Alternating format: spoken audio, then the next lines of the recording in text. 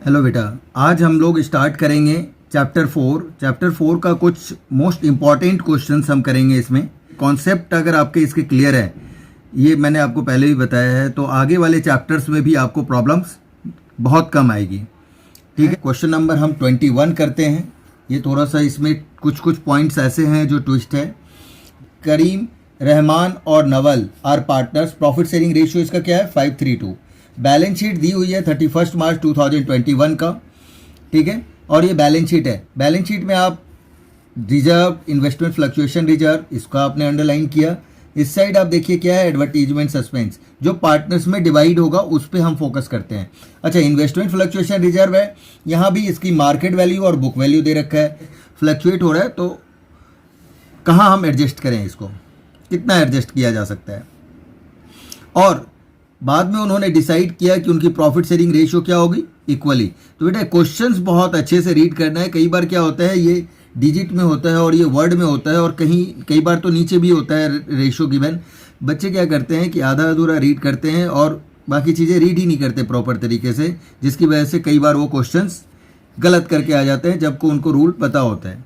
Value of building is decrease by 5%। तो इसका मतलब ये वैल्यू डिक्रीज हो रहा है बेटा। तो डिक्रीज होगा तो हमें क्या करना चाहिए? तो डेबिट साइड पे आएगा, तो यहाँ पे हमारा डेबिट हम लिख दीजिए। Value of machinery be increased by, increase हो रहा है एसेट्स इंक्रीज हुआ तो फायदा, और फायदा हुआ तो credit. C, provision for doubtful debts 5%। यहाँ पे डेटर्स है 50,000 का 5% निकालिए 2,500। एक चीज और भी चेक करना है आपको, क्या प्रोविजन फॉर डाउटफुल डेट्स इस साइड तो नहीं गिवन है? अगर यहाँ माइनस नहीं है तो ये चीज़ हमेशा ध्यान रखेंगे। ठीक है, नहीं है तो 2,500। तो इंक्रीज इन लायबिलिटीज या अनरिकॉर्डेड लायबिलिटीज, इसको समझो आप। तो अनरिकॉर्डेड लायबिलिटीज भी आपकी किस साइड होती है? नुकसान है, क्योंकि बर्डन बढ़ गया, तो डेबिट। मोटरसाइकिल आपका 20 है unrecorded, and how to be recorded in the books. अब ये आपका अनरिकॉर्डेड एसेट्स है, अनरिकॉर्डेड एसेट्स आपका फायदा है, तो credit. Out of sundry creditors 10,000 is not payable, hence is to be written back।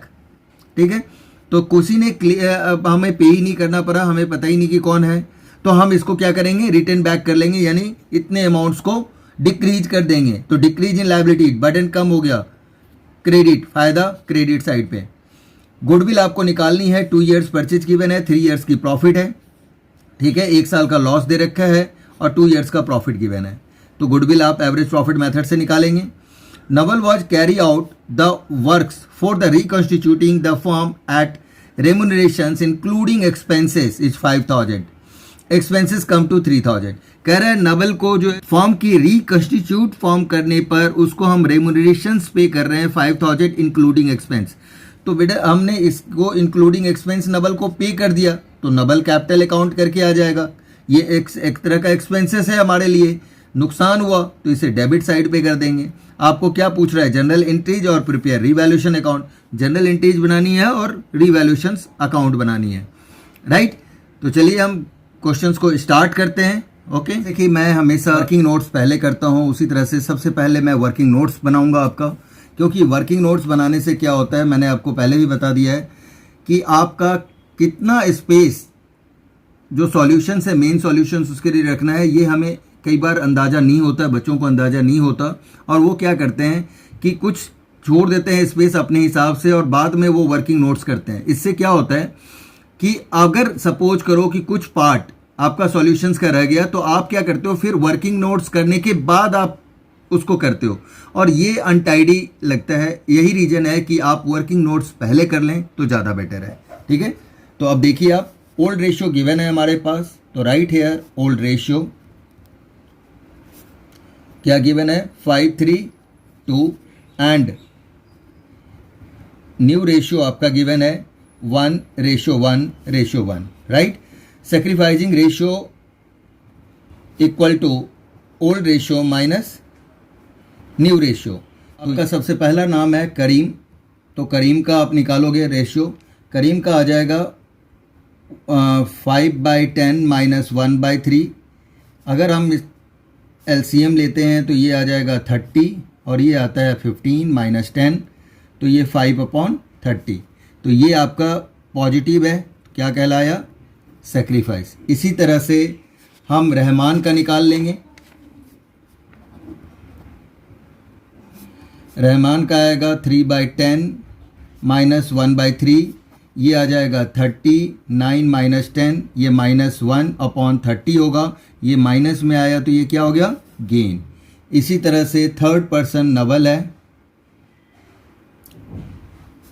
Naval का आ जाएगा 2/10 माइनस 1/3, ये आ गया 36 माइनस 10 माइनस 4/30, ये आ गया आपका गेन। अब देखिए सबका डिनोमिनेटर इक्वल है, और बेटा अगर माइनस वाले को आप प्लस करो और प्लस तो दोनों साइड क्या है, इक्वल आ रहा है, तो इसका मतलब आपने जो कैलकुलेट किया वो बिल्कुल करेक्ट है।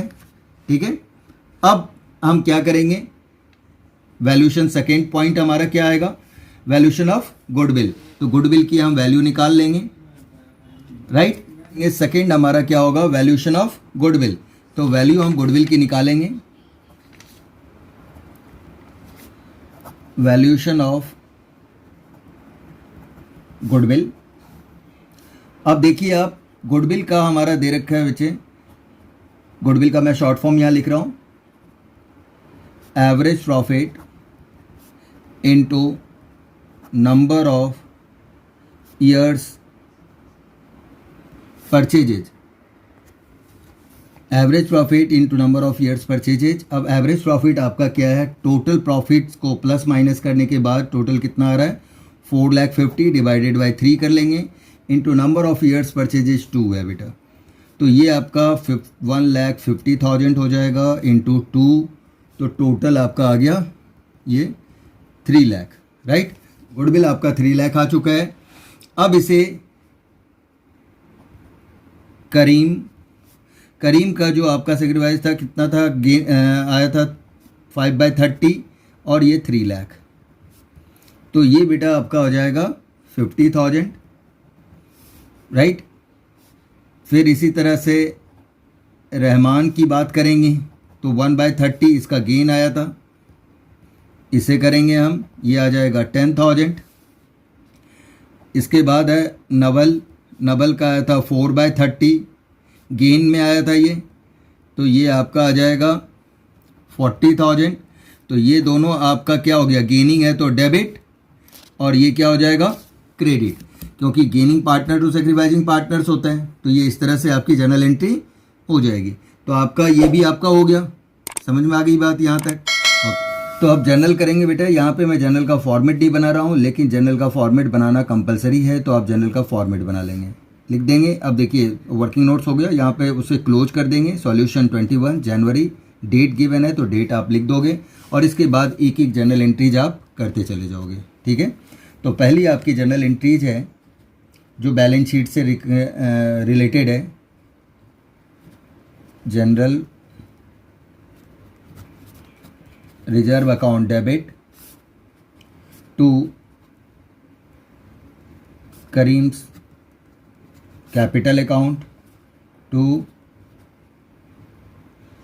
रहमान्स capital account to नवल्स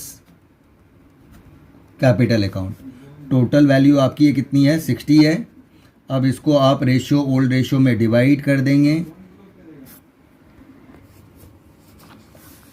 नवल्स capital account, और इसे आप ओल्ड रेशियो में डिवाइड करेंगे तो ये आ जाएगा दिस।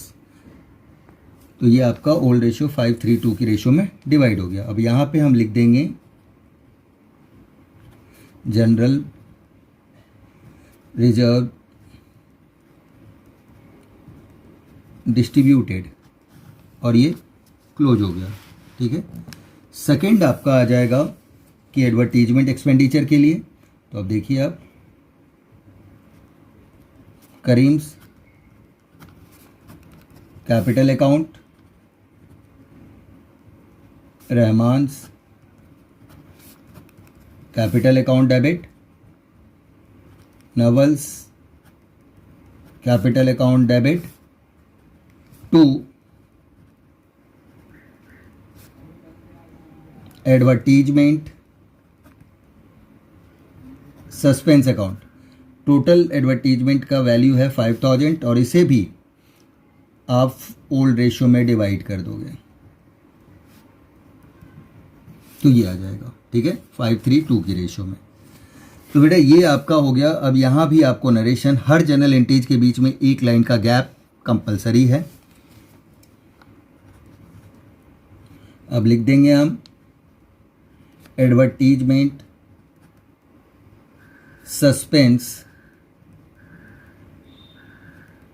डिस्ट्रीब्यूटेड, दैट्स इट, ठीक है, ये कंप्लीट हो गया।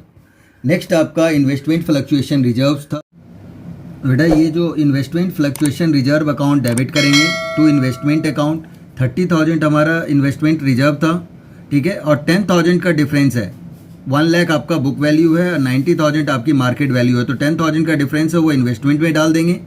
बाकी जो आपका बच गया वो पार्टनर ओल्ड रेशियो में आप डिवाइड कर दोगे, ठीक है।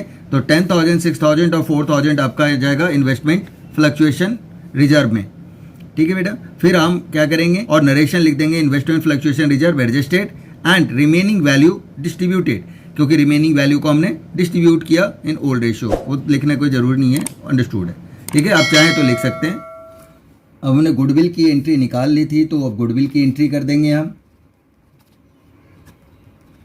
बीज capital account debit, C's capital account debit to A's capital account, इन दोनों का गेन हुआ था और इसका सेक्रीफाइस हुआ था, तो gaining partner to sacrificing partners. Value हम ऑलरेडी फाइंड आउट कर चुके हैं, 10,000, 40,000 एंड 50,000, राइट बेटा। अब ये हो गया। यहाँ पे आप नरेशन, मैंने बार बार कहा है कि बिंग और फोर लिखने की ज़रूरत नहीं है, इसके कोई मार्क्स मिलते नहीं है, ना ही इसके मार्क्स डिडक्ट होते हैं। क्लियर, हम लोग जब चेक करने के लिए जाते हैं तो उसके उस रूल और रेगुलेशंस जो टर्म एंड कंडीशंस होता है उसमें क्लियरली मेंशन होता है। टू और बाय भी लिखना कंपलसरी नहीं है, ठीक है बेटा। तो आप ध्यान रखें जो चीज़ें, अब इससे अगर ये सब चीज़ें आप नहीं लिखते हो तो काफ़ी आपका टाइम सेव हो जाता है, इसलिए ये ना लिखें, ठीक है। गुडविल एडजस्टेड हो गया। अब हमारा रीवैल्यूएशन से रिलेटेड है, तो सबसे पहले हम क्या करेंगे कि कुछ स्पेस आपका जर्नल एंट्रीज का छोड़ देंगे और उसके बाद हम सबसे पहले रीवैल्यूएशन अकाउंट बना लेते हैं ताकि रीवैल्यूएशन की एंट्री करने में आपको ईजी हो। अब देखो बेटा, रीवैल्यूएशन अकाउंट हम बना रहे हैं। रीवैल्यूएशन की कौन कौन सी एंट्री हमें दी हुई है। सबसे पहला आपका लैंड एंड बिल्डिंग गिवन है, तो आप लिख देंगे लैंड एंड बिल्डिंग अकाउंट, ठीक है। और ये आपका परसेंटेज आपका 5% कह रहा था, तो आप निकाल लें 17,500 हो जाएगा, ठीक है। सेकेंड आपका मशीनरी की वैल्यू इंक्रीज हो रही है, तो इंक्रीज हो रही है तो आपका क्या आ जाएगा, इस साइड आपको पता है कि डिक्रीज इन एसेट्स और इंक्रीज इन लायबिलिटीज होती है, राइट। और इधर क्या होता है, increase in asset, decrease in liabilities. दूसरा बात नुकसान और फ़ायदा, ठीक है। और इमोजी के थ्रू भी मैं ऑलरेडी रीवैल्यूएशन अकाउंट बता चुका हूँ। अगर बेटा रीवैल्यूएशन का पूरा कॉन्सेप्ट आपको समझना है जर्नल एंट्रीज के साथ, तो मेरा एक वीडियो है, उसका लिंक मैं इसमें दे दूंगा, आप उसको अच्छी तरह से देख लेंगे, ठीक है, और समझ लेंगे। वहाँ से आपको पूरे कॉन्सेप्ट्स आपको क्लियर हो जाएगा। फुल कॉन्सेप्ट्स वहाँ पे मैंने बताया हुआ है। तो ये आपका मशीनरी है, मशीनरी आपका 12,000 आ जाएगा, लिख देंगे। प्रोविजन फॉर डाउटफुल डेट्स, हमारी लायबिलिटीज इंक्रीज हो रही है बेटा, तो प्रोविजन फॉर डाउटफुल डेट्स यहाँ मैं शॉर्ट में लिख रहा हूँ 2,500, राइट। तो ये डाउटफुल डेट्स आपका इंक्रीज हो गया, तो इंक्रीज इन लायबिलिटीज हम इस साइड लिखते हैं।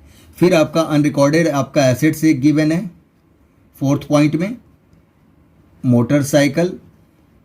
मोटरसाइकिल अकाउंट आपका दिया हुआ है 20,000 ऑलरेडी गिवन है, तो हम उसको लिख देंगे अनरिकॉर्डेड एसेट्स, यानी कि इंक्रीज इन एसेट्स, इस साइड आ जाएगा, फ़ायदा हुआ हमारा। इसके बाद आपका 5th पॉइंट आपका गिवन है क्रेडिटर्स आपका रिटर्न ऑफ हो रहा है, यानी कि कम हो रहा है, तो डिक्रीज इन लायबिलिटीज से फ़ायदा हो रहा है हमारा, इस साइड आ जाएगा आपका, क्रेडिट में लिख देंगे इसको।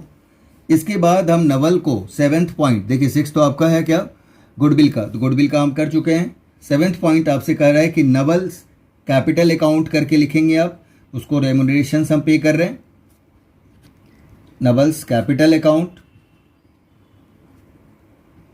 रेम्यूनरेशन और वैल्यू कितनी है 5000 हो गया। अब आप देखो कि कौन सा साइड ज़्यादा है, तो इस साइड ज़्यादा है तो इधर आपका क्या आ जाएगा बैलेंसिंग फिगर प्रॉफिट। तो profit transfer to Karim's capital account, Rahman's capital account,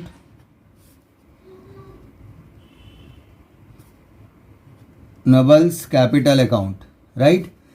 ये आपका बैलेंस निकाल लेंगे हम, पहले हम टोटल करेंगे, ये आ रहा है 42, यही वैल्यू हम यहाँ पे लिख देंगे और इसमें से माइनस करेंगे तो ये आपका 17,000 बैलेंसिंग फिगर आ गया। अब इसे भी आप रेशियो ओल्ड रेशियो में डिवाइड करेंगे 532 में, तो इसका आपका आ जाएगा 8,500, 5,100 एंड 3,400। अब इसे हम क्या करेंगे क्लोज कर देंगे, राइट। तो ये आपका कंप्लीट हो गया रिवैल्यूएशन अकाउंट। अब जनरल एंट्री देखो आप कैसे करेंगे, इस साइड वाली चीज़ों को हम डेबिट करेंगे टू रिवैल्यूएशन अकाउंट।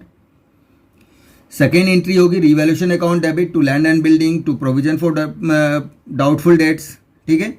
इसको एक साथ करोगे। नवल्स कैपिटल अकाउंट रिम्यूनरेशंस है, ये एसेट्स और लायबिलिटीज नहीं है, हमारा एक्सपेंसेस है, तो इसकी हम अलग एंट्री करेंगे। तो revaluation account debit to land and building to provision for doubtful debts. Third entry होगी revaluation account debit to Naval's capital account और फोर्थ एंट्री होगी प्रॉफिट की। तो revaluation account debit to Karim capital account, Rahman capital account to Naval's capital account, right. तो इस तरह से आपकी जनरल एंट्रीज हो जा रहा है। तो अब देखिए आप जनरल एंट्रीज का स्पेस हम आगे छोड़ चुके हैं, उस पर हम इसी एंट्री को करेंगे। अब देखिए यहाँ पे हमने स्पेस पहले ही छोड़ रखा था, नेक्स्ट पेज पे रिवैल्यूएशन अकाउंट और इसकी हमने छोड़ रखी थी। अब यहाँ पे हम जनरल एंट्रीज करेंगे। Machinery account debit, motorcycle account debit, creditors account debit to revaluation account. की वैल्यू आपका गिवन है 12,000, मोटरसाइकिल का है 20,000 और क्रेडिटर्स का है 10,000, तो टोटल 42 आप लिख देंगे, ठीक है। इसके बाद आपका यहाँ पे आप लिखोगे एसेट्स क्या हो रहा है increased and creditors decreased, that's it, हो गया ख़त्म। इस तरह से नरेशंस लिख दिया हमने। नेक्स्ट आपका जो गिवन है, इसके बाद बेटा आपका सेकेंड एंट्री हो जाएगा revaluations account debit to land and building account to provision for doubtful debts account, यहां पे हम लिख देंगे assets and liabilities revalued, right. अब जो वैल्यू आया था उस लैंड एंड बिल्डिंग बेटा आपका गिवन है 17,500 और प्रोविजन है आपका 2,500, टोटल वैल्यू कितनी हो गई 20,000, इसे लिख दिया। आप जैसे मैंने ऊपर लिखा है वैसे भी आप लिख सकते हो और इस तरह से भी आप रीवैल्यूड लिख दोगे तो भी आपका कंप्लीट हो जाएगा। आपको रेम्यूनरेशंस उसको दी जा रही है, उसकी एंट्री हम करेंगे, तो हो जाएगा आपका revaluation account debit to Naval's capital account और नरेशंस लिख, ये आपका 5,000 गिवन है, अमाउंट पहले लिख दीजिए आप, ठीक है। तो यहाँ पे हमारा क्या हो जाएगा रेम्यूनरेशन पेबल टू नवल को हमने रेम्यूनरेशंस पे कर दिया, खत्म हो गया ये, ठीक है। अब इसके बाद हमारा क्या आएगा, एक प्रॉफिट की एंट्री आ जाएगी। तो प्रॉफिट का हम लिखेंगे revaluations account debit to Karim's capital account to Rahman's capital account to Naval's capital account